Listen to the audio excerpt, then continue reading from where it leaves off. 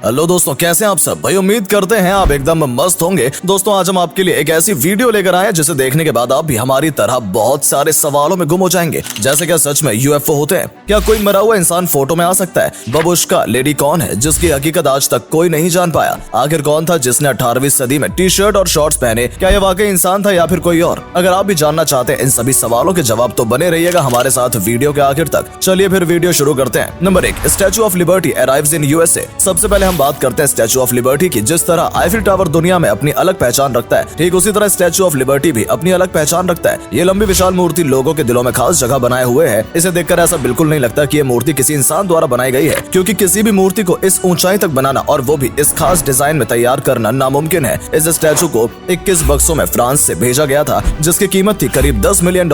Inflation के दौरान 17 जून साल 1885 में इन बक्सों को अमेरिका में पहुंचाया गया था और फिर शुरुआत की गई इन बक्सों को खोलने की, जिसके बाद ये खूबसूरत सा स्टैचू देखने को मिला। इसकी खूबसूरती वाकई काबिले तारीफ है। Number 2, Wilhelm von Siemens hangar. 20वीं सदी ये वो समय था जब सपनों ने पहली बार उड़ान भरनी शुरू की थी। 1907 में आसमान में एरोप्लेन बनाने के लिए एक हैंगर को कंस्ट्रक्ट किया गया और इसके लिए खास तरह का एक जाल भी बनाया गया। फर्डिनांड वॉन ज़ेपेलिन के साथ और भी जिन लोगों ने इस हवाई यात्रा का सपना देखा था, उन्होंने अपने इसी सपने से इंस्पायर होकर एक हवाई यात्रा का इंतजाम किया और बस आसमान में उड़ाने भरने चले गए। विल्हेल्म्स सीमेन ने इस तकनीक की मदद से हवाई यात्रा की और ये सब हैंगर की वजह से हुआ जिसे कार्ल जैनिश ने डिजाइन किया था। और इस तरह बिस्डॉर्फ स्टेट में ये एक विशाल हैंगर के रूप में सामने आया। स्टीफन और नोएल एजी के हाथों से इस नए युग की शुरुआत हुई। Number 3, after Titanic sank. चलिए अब जानते हैं टाइटैनिक के डूबने के बाद क्या हुआ, लेकिन इसके बारे में जानने से पहले अगर अभी तक हमारी वीडियो को लाइक नहीं किया है तो जल्दी से वीडियो को लाइक कर दीजिए और चैनल पर नए हैं तो इसे सब्सक्राइब करना बिल्कुल ना भूलें। इस फोटो को देखिए जो कि टाइटैनिक के हादसे में जान बचाते हुए लोगों की है। इस बोट में चढ़कर ही लोगों ने अपनी जान बचाई। हालांकि उस दौरान लाइफ बोट लोगों की आखिरी उम्मीद थी, लेकिन आपको जानकर हैरानी होगी कि उस समय बहुत से लोग ऐसे थे जिनको यह सुविधा उपलब्ध नहीं कराई गई थी, क्योंकि शिप में लाइफ बोट्स की गिनती कुछ कम थी और इसी वजह से जो लोग रईस और पैसे वाले थे सिर्फ उन्हें ही इन बोट्स में सवार किया गया और बाकी के लोग पानी के आगोश में समा गए। सवाल ये उठता है कि आखिर उस मुश्किल वक्त में यह तस्वीर क्लिक किसने की। Number 4, the cave story books. चलिए अब आपको एक तस्वीर दिखाते हैं जिसे देखकर आप भी हैरान रह जाएंगे। लस्टर आर पीटरसन के द्वारा यह किताब लिखी गई है। इसे साल 1917 में लिखा गया था, जिसका नाम था द केव स्टोरी। आप सोच रहे होंगे कि इसमें क्या अजीब है। शुरुआत में तो सब ठीक था, लेकिन फिर बाद में इस किताब के एक पेज पर देखा गया कि बहुत से लोगों के बीच एक लड़का टी शर्ट और शॉर्ट्स में बैठा है। शॉकिंग ये था कि उस जमाने में कोई भी टी शर्ट वगैरह के बारे में जानता ही नहीं था, तो फिर ये लड़का उस समय कैसे इन कपड़ों में देखा गया। हालांकि इसके आसपास के लोग भी देखिए कैसे इसे घूर रहे थे, जैसे कि इन्होंने कुछ नया और अलग देख लिया हो। 18वीं सदी में लोगों का टी शर्ट पहनना और पैंट खरीदना तो दूर, बनाने के बारे में भी ध्यान नहीं था। तो फिर ये कौन था? क्या ये कोई टाइम ट्रेवलर था? अगर नहीं तो फिर ये शख्स कौन था जो इन लोगों के बीच मौजूद है? इसके बारे में पता लगाने की बहुत कोशिश की गई पर कुछ भी मालूम नहीं चल सका। Number 5, strange spaceman. चलिए बात करते हैं कि स्ट्रेंज स्पेसमैन के बारे में। ये फोटो साल 1964 का है। इंग्लैंड में जब साल्वे फर्थ के पास एक परिवार ने ये फोटो क्लिक किया। जिम टेम्पल्टन अपनी बीवी और बच्चे के साथ यहाँ घूमने आए थे और इसी दौरान उन्होंने अपनी प्यारी सी बच्ची का ये फोटो कैप्चर किया और बाद में जब इन्होंने ये तस्वीर देखी तो इन्होंने पाया कि इसके पीछे एक स्पेसमैन खड़ा है। हालांकि इस फील्ड में न तो स्पेसमैन था और ना ही इन लोगों ने इसे देखा था, लेकिन इस तस्वीर में देखने पर यह साफ दिखाई दे रहा है। जब इस फोटो के बारे में पुलिस ने जांच पड़ताल की तो पाया कि ये ड्रेस उनकी बीवी की ही थी, जिन्होंने गलती से फोटो क्लिक करते समय इसे कैप्चर कर लिया। कुछ भी हो, लेकिन आज भी ये फोटो लोगों के बीच चर्चा का विषय बनी हुई है, क्योंकि इसे देखने पर ऐसा ही लगता है कि सच में कोई स्ट्रेंज स्पेसमैन इस लड़की के पीछे इसके साथ खड़ा हो। नंबर 6, नाम्पा फिगुरिन। अब आपको दिखाते हैं कि नाम्पा फिगुरिन ये मूर्ति पकी हुई मिट्टी से बनी हुई है और इसकी लंबाई है करीब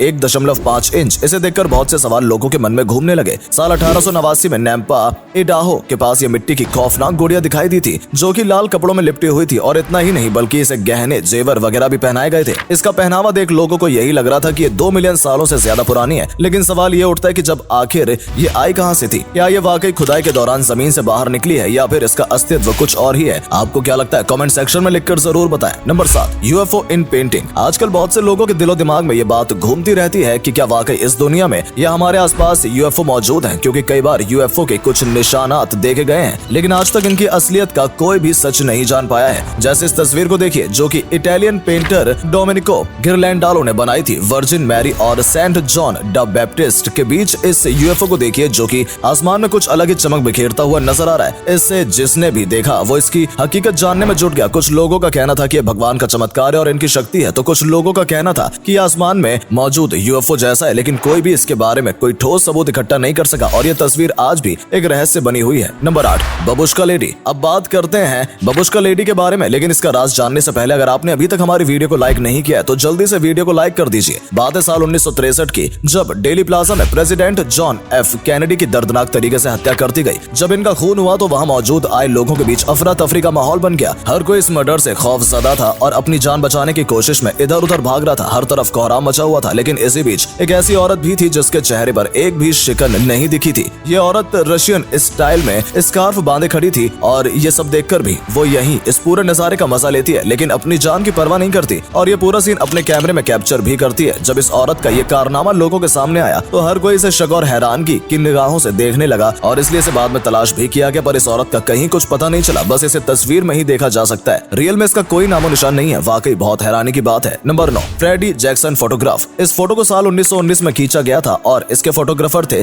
सर रॉबर्ट विक्टर गोडार्ड, जिन्होंने अपने पूरे क्रू को एक तस्वीर में कैप्चर किया ताकि वो इस मोमेंट को हमेशा अपने साथ रख सके। वैसे तो ये फोटो बहुत ही नॉर्मल लग रहा है, लेकिन जब आप इसको बहुत करीब से देखेंगे तब आप भी पूरी तरह से चकरा जाएंगे। इस इंसान को देखिए जिसके पीछे एक और चेहरा साफ देखा जा सकता है। असल में इस शख्स का नाम फ्रेडी जैक्सन है, जो कि एक एयरक्राफ्ट मैकेनिक है। चलिए अब आपको इस फोटो का ट्विस्ट बताते हैं। दरअसल फ्रेडी जैक्सन जो आप इस फोटो में देख रहे हैं वो एयरक्राफ्ट थ्रस्टर से कटकर अपनी जान गंवा चुके थे, लेकिन ये फोटो इनकी डेथ के कई महीनों बाद खींची गई थी। तो अब सवाल ये उठता है कि आखिर इस फोटो में ये आए कैसे। अगर आप सोच रहे हैं कि इस फोटो को फोटोशॉप वगैरह का कमाल से किया गया तो आप बिल्कुल गलत है, क्योंकि उस समय ऐसा कोई टूल बना ही नहीं था जिससे फोटो एडिट किया जा सके। इसलिए हर कोई इस फोटो से हकीकत जानने के लिए बेताब रहता है कि आखिर जैक्सन यहाँ आए कैसे। दोस्तों आपको इनमें से कौन सा इंसिडेंट सबसे शॉकिंग लगा कमेंट सेक्शन में लिखकर जरूर बताएं। वीडियो पसंद आई हो तो इसे लाइक करें, शेयर करें और चैनल को सब्सक्राइब करें। साथ ही अगर आपने अभी तक बेल आइकन को प्रेस नहीं किया है तो जल्दी से कर लें। धन्यवाद।